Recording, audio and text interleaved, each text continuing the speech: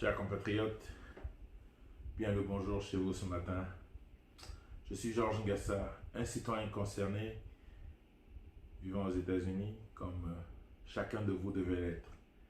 Devant la situation grave qui prévaut dans le pays, nous avons chacun, à titre personnel, l'obligation de porter un regard et de mener une action intéressée.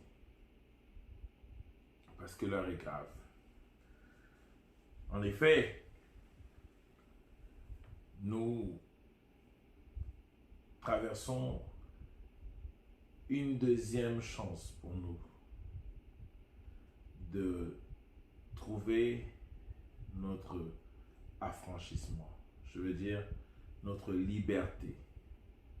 Parce que la colonisation, il faudrait que nous le sachions, elle n'a jamais cessé en ce qui concerne l'Afrique subsaharienne francophone. Je voudrais en moins de 10 minutes que nous approchions déjà le côté historique et que nous brossions donc un aperçu de ce que c'est la situation politique de l'Afrique francophone, particulièrement celle du Cameroun en 2020. Et nous commençons donc depuis les indépendances. Il faudrait déjà comprendre c'était quoi la situation de la puissance coloniale à l'époque. Alors, la puissance coloniale, en l'occurrence la France, vers la fin des années 50, était une situation d'après-guerre, après la Deuxième Guerre mondiale, où la France était déjà assez affaiblie. Il y avait une résistance farouche et des velléités assez musclées de la part des pays du Maghreb, l'Afrique du Nord, notamment l'Algérie en premier, d'où la France tirait la plupart de ses ressources pétrolières. Alors, pendant que la France perdait donc déjà sa guerre d'Algérie, elle a décidé de se trouver une alternative en ce qui concerne, pour ce qui est des hydrocarbures. Et voilà comment le choix a été porté sur le Cameroun, le Gabon, le Golfe de Guinée. Voilà. Donc, la traînée de poudre indépendantiste s'est répandue du nord au sud, mais au lieu d'engager des combats farouches contre les populations et les leaders indépendantistes de l'époque, ce qui devenait déjà de toutes les façons impopulaire pour une France qui elle-même venait d'être à l'aide de ses colonies, d'être libérée du joug allemand. Il s'est trouvé que la stratégie décidée était celle de se trouver des alliés, c'est-à-dire de se mettre dans une situation d'indépendance négociée avec ceux des indépendantistes qui seraient prêts à négocier au lieu de combattre une solution plutôt aisée, facile, de transition entre le joug colonial et une certaine ou un certain degré d'indépendance. Donc voilà comment nous obtenons donc Oumyobé qui se fait tuer par des forces anti-indépendantistes, mais qui sont soutenus par des locaux, des frères camerounais. Vous allez chercher l'histoire. André, Marine Bida, Aïdio, tout ça c'est la même lignée. Et aujourd'hui Biya, c'est la même chose. Il se pourrait même que M. Biya est hérité de son poste parce que M. Ahidjo, bien conscient de sa position de partenaire avec la puissance coloniale, aurait eu un peu ce que je vais dire, ce que je vais appeler le cœur gros, ou les épaules hautes, et donc dans la relation, et s'est vu par quelques subterfuges retirer le pouvoir pour le passer donc à une personnalité beaucoup plus conciliante, beaucoup plus servile, en l'occurrence M. Biya. Et voilà donc la situation dans laquelle nous perdurons jusqu'aujourd'hui. Alors ça, c'est l'histoire rapide du Cameroun. Vous comprenez donc de cette histoire que nous ne sommes pas libres, que nous n'avons jamais été réellement indépendants, que la colonisation ne s'est jamais vraiment arrêtée. Donc aujourd'hui, à travers des personnalités, à travers une personnalité, comme celle de M. Kamto, qui apporte au mouvement indépendantiste camerounais la couverture mentale, la couverture charismatique dans son effort de libération, de révolution. C'est une opportunité à saisir par chacun de nous, par tous, sans que qui que ce soit manque à l'appel.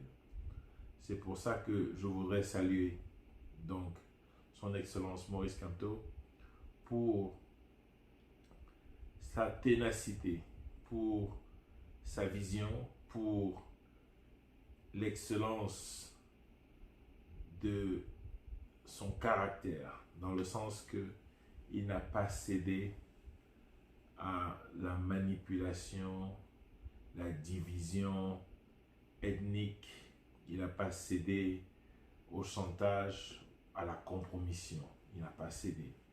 Et cela nous lègue à nous, la jeunesse camerounaise, un esprit déterminé, un esprit décisif et un esprit intègre qui est une fondation solide pour construire l'avenir politique du Cameroun dans les décennies à venir. Donc, la jeunesse est conviée, les populations sont conviées, toute la population camerounaise est conviée à exercer sa liberté, celle de manifester, celle de protester, celle d'exprimer librement son opinion vis-à-vis de ces preneurs d'otages, ces sous-fifres de la puissance colonisatrice qui aujourd'hui encore, avec violence et brutalité inouïe, dirige le Cameroun. Donc nous avons un appel à 10 h aujourd'hui. Je veux dire que, à propos des manifestations, que c'est parfait pour le combat. Il faudrait noter que aujourd'hui, avec le leader de l'opposition camerounaise, qui est lui-même déjà sous siège, nous ne pouvons plus nous permettre de manifester une journée et de rentrer vaquer à nos occupations. Les manifestations doivent être continues. Les populations doivent s'organiser. Il y a même des applications électroniques et des moyens de pouvoir garantir la sécurité mutuelle de chaque individu en s'assurant que personne et nul ne soit isolé avant, après les manifestations, bien sûr pendant. Donc, il faut s'organiser. On a vu ce qui s'est passé avec les manifestations de la semaine du 2 octobre. D'accord? C'était du 26. C'était un succès total. Seulement après, beaucoup de participants se sont vus terrorisés, embastillés. Il faudrait pouvoir avoir un système de support mutuel de façon que ce genre d'action ne puisse plus être possible. Donc c'est ça la nouvelle nature du combat. Elle doit être de nature permanente. Cette nature doit être permanente. On ne peut plus baisser la garde. Ce n'est pas un exercice casual. Ce n'est pas un exercice, comment on va dire ça, un exercice normal. Nous ne sommes pas dans une situation normale. Nous ne sommes pas dans une situation de paix. Nous sommes en temps de guerre. Donc il va falloir rester sur ses gardes. L'objectif. Donc nous avons parlé de l'histoire, nous avons parlé de la nature du combat. Aujourd'hui, je veux maintenant je vais approcher l'objectif. L'objectif, c'est de montrer à l'opinion nationale et internationale la désapprobation claire par le nombre massif des populations camerounaises vis-à-vis de la direction de la nation, vis-à-vis des autorités, des dirigeants. Donc c'est par le nombre que cette démonstration doit être faite. Et une publication, une médiation, un lobbying politique qui témoigne clairement du ras-le-bol des populations camerounaises. Donc ça c'est l'objectif. Alors, devant la manipulation, la tentative de division que nous impose ou que fait subir le gouvernement actuel, le régime de M. Biya, à toute opposition sérieuse, il faut faire attention de ne pas se liguer les uns contre les autres à cause de l'affiliation politique, à cause du résultat, du fruit de cette manipulation qui bien des fois marche. Il faut savoir diriger le courroux de nos populations vers des personnalités qui dirigent la nation. C'est-à-dire vers non pas les institutions seulement, mais ces personnalités-là. C'est-à-dire qu'il faut avoir une approche de targeting, une approche qui vise, qui établit dans son collimateur des personnalités qui sont reconnues responsables pour la situation qui est la nôtre aujourd'hui.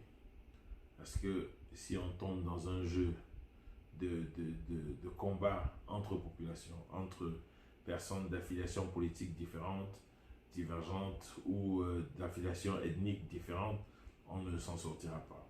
Alors que si on éradique le mal à la racine, ou si on décapite le géant, la chose est réglée sans aucune autre forme de procès.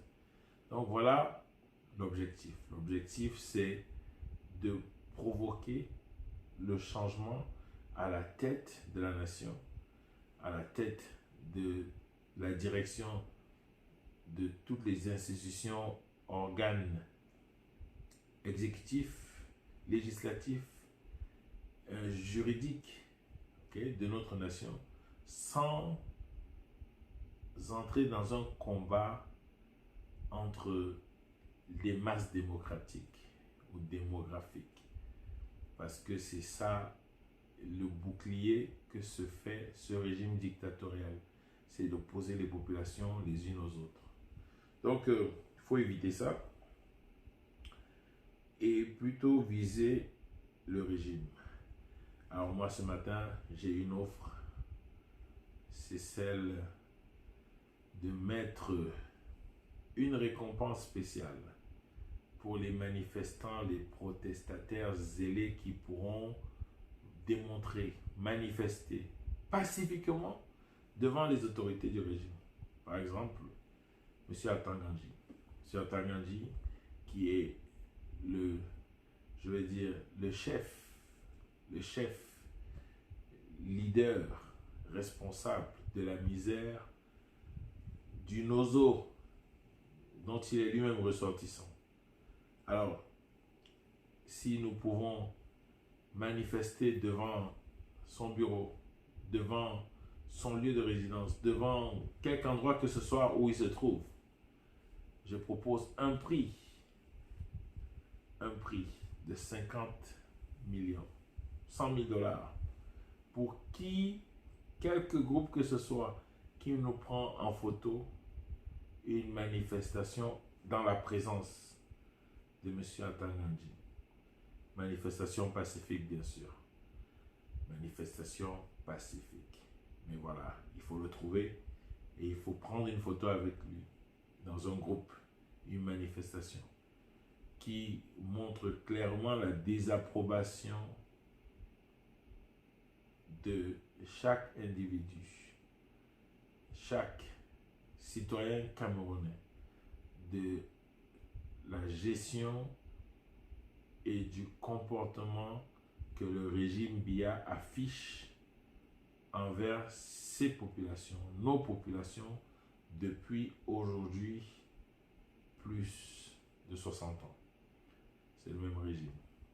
Que Dieu bénisse le Cameroun, que la nation se mette en action et en mouvement vers un changement qui inévitablement arrivera avant la fin 2020. Que le Seigneur bénisse notre nation. À très bientôt.